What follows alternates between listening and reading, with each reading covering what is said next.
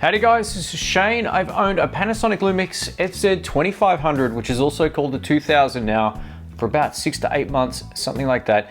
It's been a really great camera.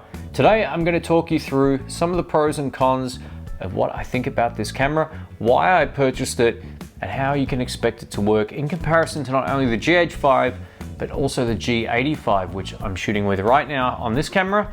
And this camera right here, the B camera, is a G85. Now, if you're thinking about getting the FZ2500, you might already use a camera similar to this, or maybe not even similar to this. Maybe you've already got a DSLR or something and you're looking for a B cam.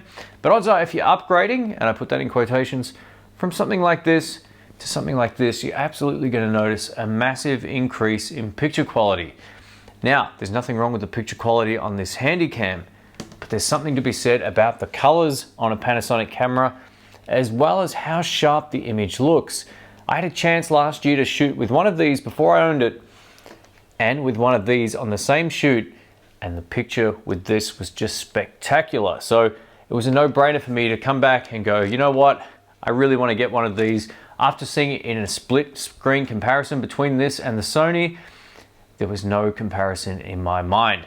Like I said, there's nothing wrong with the Sony. It definitely has its advantages. The stabilizer in the Sony is great, and it's a great point and shoot camera.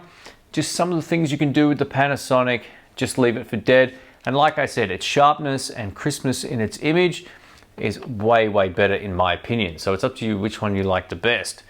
So what are some of the advantages of a camera like this? I think its form factor is a little bit more comfortable to hold. It just feels like a regular camera. It also takes spectacular photos as well.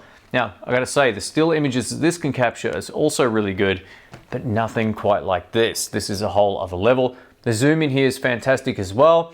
We have some built-in ND filters as well. So if you're shooting outside and it's just too bright and you wanna knock that down a bit, we have either auto mode or we can notch it up on the side. So it's really cool.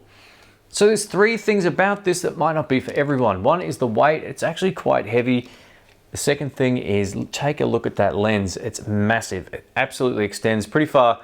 It's a 24 to 480 lens, but another downside is also if you're in video mode, you're gonna notice it's gonna crop to about 36. So if you want a wide angle lens, this definitely isn't the video camera for you. But if you don't need that, it's spectacular. It has all the great features of the GH4 in terms of unlimited recording time, and I can touch focus and all that kind of stuff with the LCD screen. It's a great LCD screen as well, and the picture quality is awesome. One of the big debacles about Panasonic cameras on the most part is its autofocus. I don't think the autofocus on this is as bad as my GH5. I know there's a hack for the GH5 now that's come out in 2018 as well. But that said, I think the autofocus on this isn't too bad if you select the right one. The audio preamps on this particular camera also sound great. They're very similar in audio quality wise to the GH5 or GH4. And I kind of see this as functional as a video camera, as something like this, but has way, way more options. One of the things to point out is if you're shooting in aperture priority mode and you zoom in, it's going to change your aperture on the camera. It will do that automatically. So you can set it at its lowest point with the zoom all the way back, but as soon as you start zooming in, you're going to notice that change. Most lenses will do that, but this one, it does it quite a lot, so just be wary of that. Getting depth of field with this camera is possible, but it's not as easy as something like the GH5 or something with an interchangeable lens. There's no way sort of around the fact this has a fixed lens. So if you're looking for those creative shots where you can blur out the background, all that kind of stuff, this will do it, but you'll have to be further back and then you'll have to zoom in. That seems to be the best way to do it with the FZ2500. That's an effect you'll either like or you won't, and that comes down to whatever you're looking for in your particular shot. If you're a YouTuber or someone that just wants to get really high quality video footage as well as take really great photos, this is awesome. It also has a flash option as well, which I very rarely use, and you can take great shots with the flash also. General battery life on something like this, if you're shooting video, is between 1 and 1.5 hours. If you're turning the camera on and off a lot and zooming in and out a lot, it will probably drain the battery even quicker. But that said, I usually leave this on a tripod and it's a fixed shot when I shoot in my studio room here. The inbuilt stabilization on the FZ2500 is actually really, really good. This is one thing that shocked me. Does it come close to the GH5 or G85? It's close, but it's not quite as good. Stabilization wasn't mind-blowing on this, but it was definitely a whole lot better than many other cameras I've tried over the years. While I haven't owned a GH4 before, I hear this is pretty much like a GH4 but with a fixed lens. That's what I hear. I don't know how true that is. If that's not accurate, please let me know in the comments below.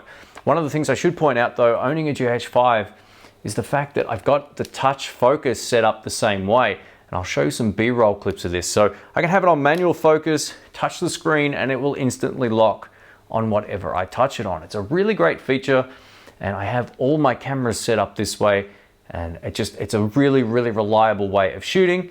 And I got that little tip from another YouTube video, so I'll pop that up in the cards and you can check that out. Most people buy this camera based on the fact it shoots really, really great 4K video. It also shoots 1080p and has wicked slow-mo capabilities as well. So if you're into that kind of stuff, you can definitely get creative with it. Like I said at the start, I love the way this thing feels in my hand. I love the way that it looks. It looks like an absolute beast. If you don't like that lens hood, you can simply take it off, but I definitely like it. You know what? I see some people with it on backwards on their camera. I'm not sure why. Maybe it's just to save space, but I see that a bit on YouTube, which is a bit odd. But I like it that way around. It just looks like an absolute tank. My last small criticism about this particular camera is its lens hood. It just doesn't stay in anywhere near as well as any of these other lenses that I've got for my other cameras. I know you're supposed to like click it in and turn it. It doesn't always stay in, and if you knock the camera, it can come out kind of easily. So that's another small criticism about it. But overall, if I had to give this a rating out of 5 for what I like, I would give it a solid 4. I think it does everything video quality wise that I need. It doesn't shoot 4K at 50p, but if you're not looking for that, this is a really, really great choice. If you want to upgrade your camera from something like a full HD camera to something like this, you're going to notice a massive difference in picture quality. It works great under studio lighting as well. I've been using this a lot on my main channel. And as soon as I changed cameras, people noticed the difference, and that's why I wanted to go for some of these Panasonic cams. Thanks again for watching, folks. If you have any comments or questions, please leave them below, and I will catch you soon. My name's Shane. Thanks for watching. See you later.